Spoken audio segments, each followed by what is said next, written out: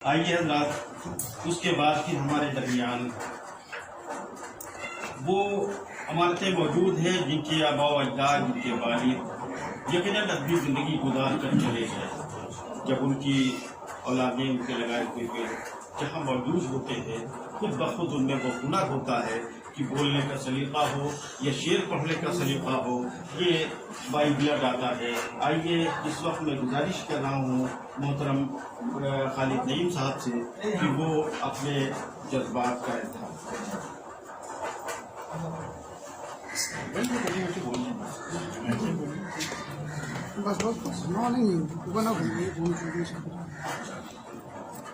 حضرات، اس وقت کی ایک تاریخی کتاب کا یہ رسم اجرا ہو رہی ہے اور انسانی زندگی میں تاریخ کی کیا اہمیت ہے اس کو کوئی مقرر نہیں ہو، لیکن پھر بھی کچھ آپ نے حکم کیا ہے تو اپنے جذبات کا اظہار کرنا چاہتا ہوں چند الفاظ کہ اللہ تعالیٰ نے اس کائنات کو کی تخلیق کی اور آدم علیہ السلام کو اس زمین پر اپنا خلیفہ بنا کر اتارا۔ اس وقت سے لے کے اور آدم علیہ السلام کو سارے اسماء کا علم عطا کیا جو قیامت تک نسل در نسل لوگوں پر ظاہر ہوتا چلا جائے۔ انسانی شعور شروع میں بہت کم تھا، دھیرے دھیرے وہ بڑھتا گیا اور علوم کھلتے چلے گئے۔ آج جہاں پر علم پہنچا ہے اب سے 1000-2000 سال پہلے وہاں پر نہیں تھا، کیونکہ وہ سارا علم جو قیامت تک کے ظاہر ہونا ہے، سارے اسماء کا ایک حضرت آدم کی روح میں اللہ تعالیٰ نے اس کو محسوس کر دیا تھا اور ان کی نسلوں میں اس کو ظاہر ہوا۔ دوسری بات یہاں پر یہ ہے کہ انسانی تاریخ جب اپنے اور انسانیت اپنے شعور کو پہنچنے لگی ہے اور جب اس کا شعور بالغ ہوا ہے، وہاں تک کی تاریخ کو اللہ تعالیٰ نے اپنے کلام میں، کلام مجید میں اور اس سے پہلے جو نازل ہوئی کتابیں ان میں ان کا ذکر کیا۔ ہم یہاں پر تاریخ کی اہمیت کو تھوڑا سا سامنے رکھنا چاہتے ہیں۔ اللہ تعالیٰ نے اپنے کلام میں فرمایا کہ ہم گزشتہ لوگوں کے حالات کو اس میں بیان کرتے ہیں تاکہ آپ کو سکون ملے اور اس سے نصیحت حاصل کریں لوگ۔ ظاہر سی بات ہے کہ آدم علیہ السلام سے لے کے اور دوسرے ان کے بعد کے نبیوں تک کے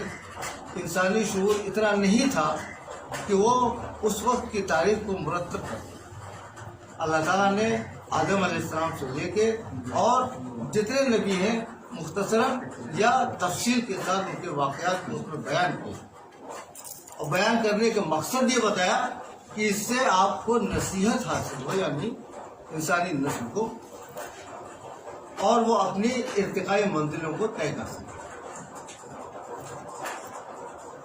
اسی کے ساتھ ایک چیز یہاں پر اور ہم عرض کرنا چاہتے ہیں کہ اسلام نے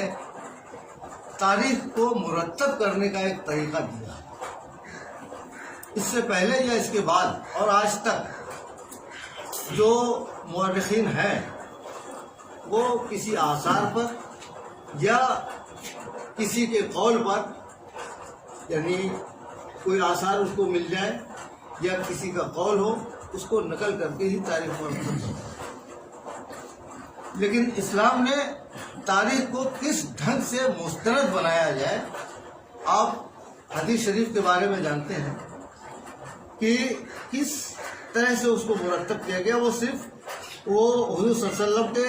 اقوال کو اور ان کے طور طریقوں کو کا یہ ایک مجموعہ نہیں ہے، بلکہ کس طرح سے کسی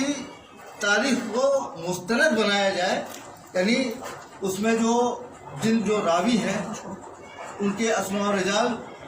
کہ وہ راوی کوئی جھوٹ تو نہیں بولتا تھا، کبھی اس کو نسیان تو نہیں ہوتا تھا غلطی سے کوئی بھول چوک تو نہیں کرتا تھا. اس طرح کے لوگوں کو الگ کر کے وہ لوگ جو بالکل صادق اور امین ہوتے تھے، یعنی صحیح حدیثیں جن سے مرتب کی گئی ہیں.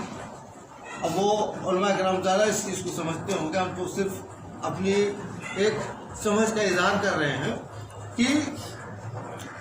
وہ جو صحیحین ہیں، صحیح حدیثیں ہیں، ان کے راویوں کے کا جو ذکر کیا گیا ہے کہ کسی طرح سے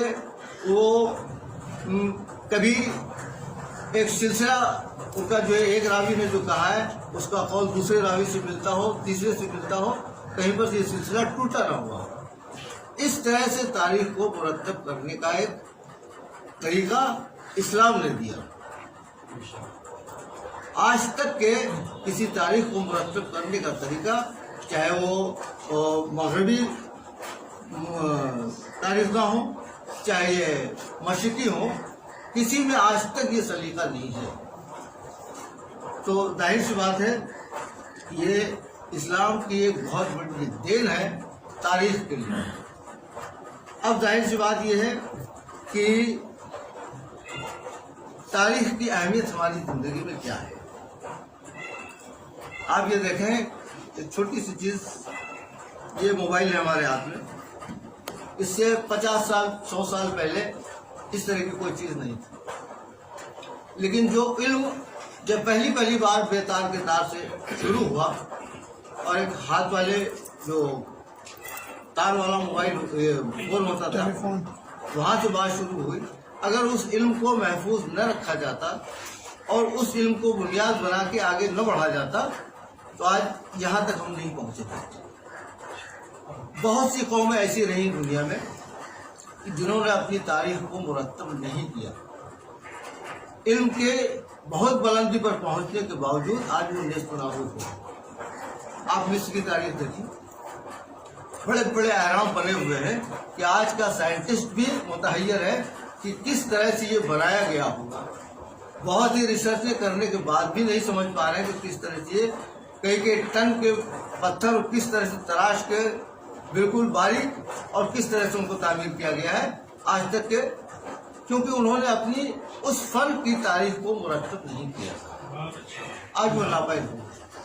ایسی بہت سی قومیں ناپید ہو گئی جنہوں نے اپنی تاریخ کو مرتب نہیں کیا. تو تاریخ کی اہمیت ہماری زندگی میں یہ ہے کہ قومیں